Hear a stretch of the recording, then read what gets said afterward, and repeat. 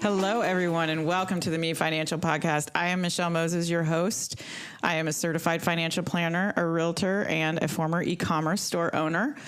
And today, it's just going to be me. I don't have a guest. We are going to be talking about exactly how I plan for retirement. I am really excited to share this with you guys. I feel like this is where the biggest light bulbs go on for my clients, and that I feel like I am the most help. I say this is like where I really shine, because it is just like I like life-changing for some of these people that come to me, the way that I plan this, because I'm always about like keeping it simple so that people understand what's going on. And my clients love it, and I hope that you do too, because this is just one strategy of how you can plan for retirement. And what I mean for that is I'm not talking about getting there and how to save. I'm talking about like when you're ready to retire, how do you break up your money so that you know that you aren't spending too much and that you're covering your monthly expenses. Okay, so this is what we're going to be going over. The whole projecting what you need for retirement, that is a whole nother scenario, okay? Because in this podcast today, I'm going to be using some round numbers just so that you can understand it, because I am going to this is the first time I've ever going to attempt doing it just verbally without some paper, and then obviously not catered to just whatever a person's scenario is. So I hope that this translates well. But if you don't know how much you even need in retirement, that is a retirement calculator that you need. You need to figure out how much you need a month, like how much do you spend a month, and that's where the retirement calculator comes in, and then that will tell you, oh yeah, you're on track to, retire at age 65. And so what I'm going to be sharing today is, okay, you have this sum and this big lump of money. What do I do with it? Like, how do I know what to pull from where first? Like, do I pull it from this IRA, or do I sell this house first? So we're going to kind of talk about that. And I'm so excited to share this with you, just because that's why I started this podcast, is so that I can get some of this information out to people. I want you to know everything that all these years of things. I think it's a shame that it's just in my head and I can only help so many people. So I hope I can help a lot of people with all of this. So again, there are a lot of ways to plan for retirement. I just really like this one. And it is, I do basically what's called like buckets of money. And so it's splitting your money into different buckets. And I did originally read, a long time ago, a book called Buckets of Money by Ray Lucia. And in his book, he has like all of these numbers and charts and things, based upon the years that you're going to and how much you think you're going to earn. I'm just going to use some down and dirty numbers today. Obviously, these can change. And it really makes me really nervous to share some numbers with you, because when you get into the numbers, that's when people, I feel like, challenge you the most. And that's what I'm most scared of is, I'll say, hey, knock off 3%. And it's like, well, why would you do that? That's a terrible rate of return. And, it's like you could argue to the ends of the earth about what is going to get a better return and how you should invest your money. I mean, it's like everybody's got an opinion about how you should do that. So that's why I hesitate with quoting real numbers. So, so I'm going to use some numbers today, and hopefully they work and you don't get super offended by them. So anyway, first, what you are going to do to get ready for retirement is you're going to add up everything that you have. Okay. Because sometimes people are going to be having Social Security coming in. So you need to get yourself a Social Security statement and decide on when are you going to retire? And some people do wait until, Social Security is at the max. Some people can't stand it and they want to retire early. I would say most of my people, they wait until the full retirement age, because it's just kind of worked out that way. And so we're going to go with full retirement age for this scenario. And then there might be some other things. You might have a rental property. You might have a pension from the state if you're like a teacher or you work for the state. You might have a pension from, maybe you work for Ford Motor Company and you've got like awesome benefits. So there are still pensions out there, or if you've like got a loan that you gave to somebody, whatever, add up all of the money that you have coming in when you retire. Okay, because that is going to be subtracted from whatever your monthly budget is, because that's the other number that you need, is that you need to figure out how much you need a year or every month. It's usually easier for people to say, this is how much I need per month. And then we extrapolate that out per year. And then you subtract out all of the income that you just added up. So you've got your Social Security, you may have some rental properties, you might have a spouse with Social Security, and you're doing this jointly. There's I've seen all kinds of things. You want to add all that income up and figure out how much that is either a year or per month, and then figure out how much you need either per year or per month. Okay. So what I'm going to do is I am going to use a scenario that you spend $5,000 a month, and we're doing this. And I know a lot of people don't spend, so don't get all upset that, oh my God, I spend $10,000. I'm just doing this for sake of ease. Okay. So let's say that you spend $5,000 a month and Social Security is $1,500 a month. That means you have a need of $3,500 a month. And that's where you're trying to get to when you're doing retirement planning, is how much do I need to actually pull out of my assets, right? You've got all this other stuff coming in. What's the gap? What is the gap that you're trying to fill here? So if you're living on $5,000 a month and you have Social Security of $1,500, that leaves a deficit of $3,500 a month. And that's what you're going to have to take out of your retirement. Okay. So we're going to multiply that times 12, and that is $42,000 a year. So you need $42,000 a year to live off of your assets. Can you make that happen is the question, right?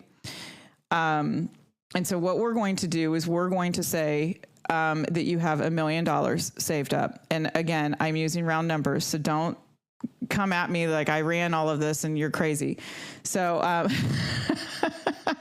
you got $42,000 a year. And so what we're going to do with your $1 million is we're going to split it into 3 buckets. Okay. Bucket number 1 is the first 5 years of your retirement. Bucket number 2 is the next 5 years of your retirement. And bucket number 3 is the rest of your retirement, 10 years and over. And the reason that we do that, so picture that, okay? So you've got bucket number 1 is short-term 5 years. Bucket number 2 is the next 5 years. And bucket number 3, how we split your money, is going to be your long-term money.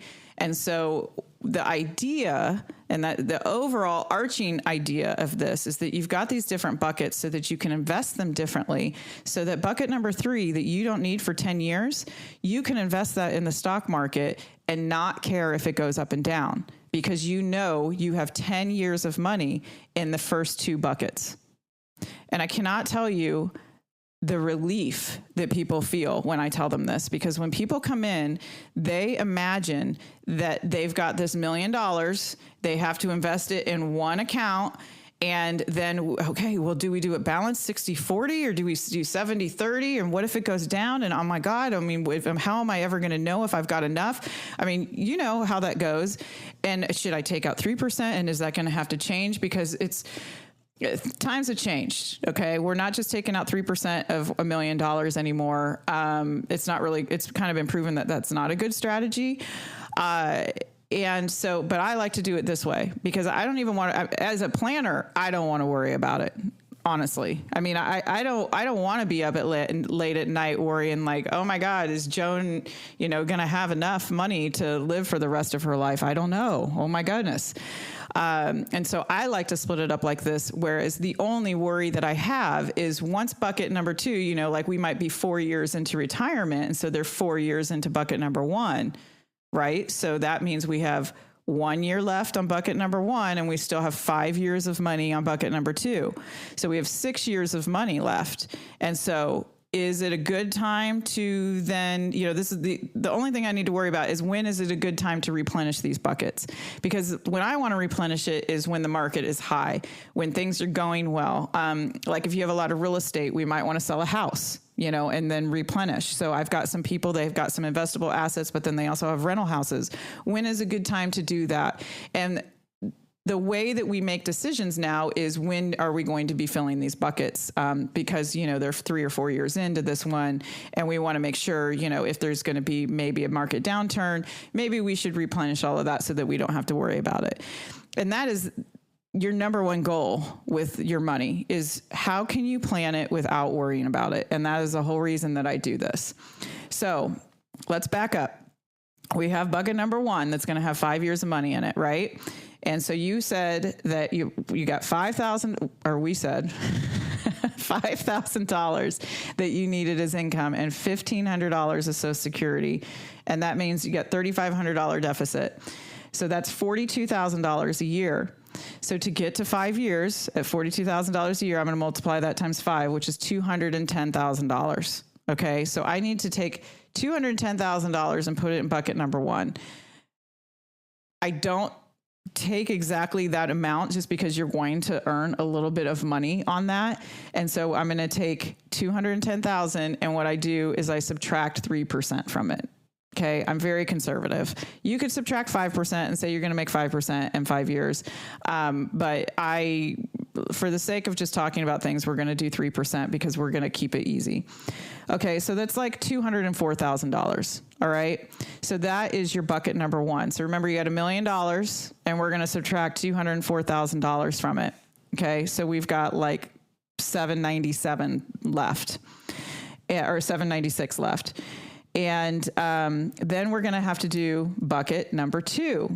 So this is where people get confused, because then you've got inflation. And so what I do is we just say, okay, you're going to go from $5,000 to $5,500 a month, because you have inflation, because you want to live your life while you can. Some people want to increase it even more. Side note, of if you do have the assets, do increase it, because if you can enjoy your money in your 70s, do it, because by the time, you're usually in your 80s or late 80s, you start to have some health problems and things like that. Enjoy your money while you can. That's definitely one of my lessons from just doing this job. But so bucket number 2, we're going to give you a raise and say you're $5,500 a month. And let's say your Social Security goes up to $1,600. So you got $3,900 a month of a deficit. And so all of that adds up to $234,000. You can take $234,000 and go try to make money with it and go put it in some bonds. Because what you're doing is you want to invest this for 5 years, right? You're going to need this money in 5 years. You do not want to put it all in the stock market. I don't recommend, if you don't have at least 7 years, I would not put your money in the stock market.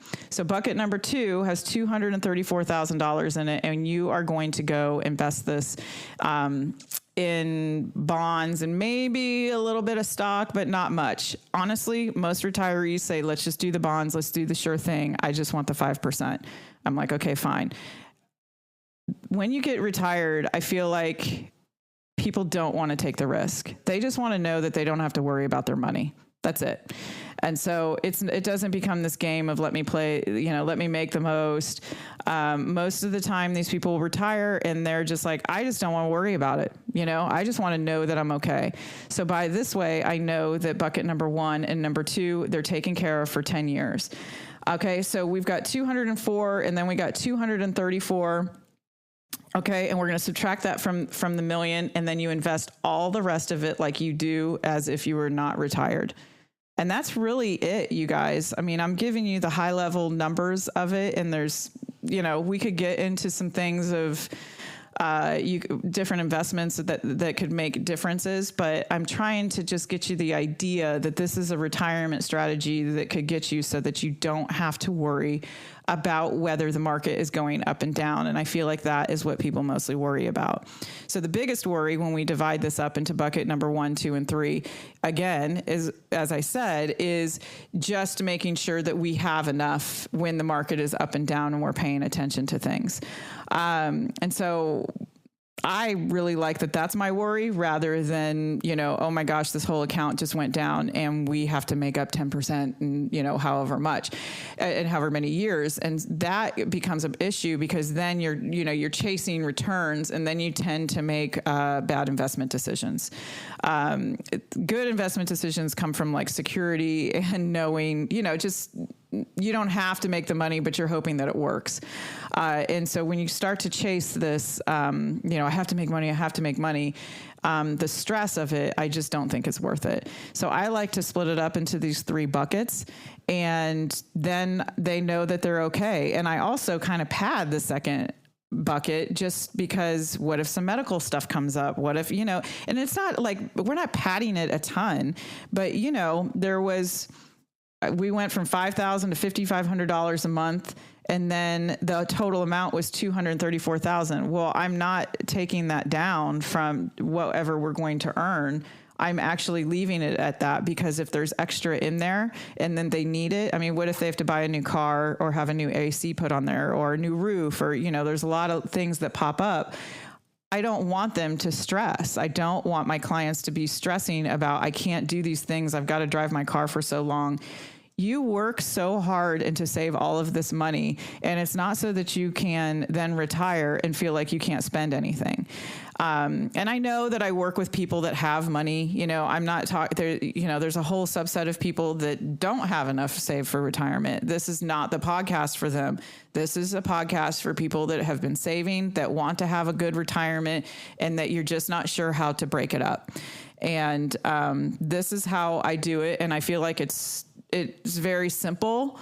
And so then people can understand it. And as I said, then, I'm like 15 years into retirement with some of these people, and, we're still talking about, okay, now this account is bucket number 1. Okay, now this is bucket number 2. And it's refreshing that those stories, I explain this in 5 minutes and then we're still talking about it 15 years later. And the other thing about bucket number 1 is a lot of times I give people the option, because I'm not huge into annuities, and the only time I ever sell annuities is bucket number 1, because people want an immediate annuity. And what that is that you give the insurance company your money and then they immediately pay it out, the next month or within 6 months.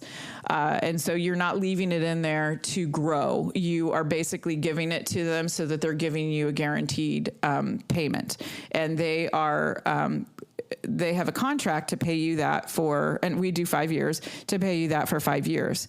And so they will give you, so when I do these immediate annuities, it might not be, so bucket we said was number 1 was $204,000. When I go and I get the quote for this annuity, it might be, okay, it's not 204, you need 202 and blah, blah, blah, blah, some change to get to that 5 years. Okay, great. But these numbers that I did are just good for getting the generalization. And then when you start to get the products that you actually want to put it in, then they might change. But a lot of my clients love immediate annuities for number 1. And then number 2, we just put it in bonds. If you were to read Ray Lucia's book, it would say number 2 would be in like a mix of stocks and bonds. But most of my clients, they just want to keep it safe. So 10 years of money is just, in like a laddered bond strategy, which is what I was mentioning, the 1 year, 2 year, 3 year bonds. They just keep it, the annuity and the bonds, and then the 10-year money is where they can invest, and they can get their head around that because you have been investing for the long term for your whole life.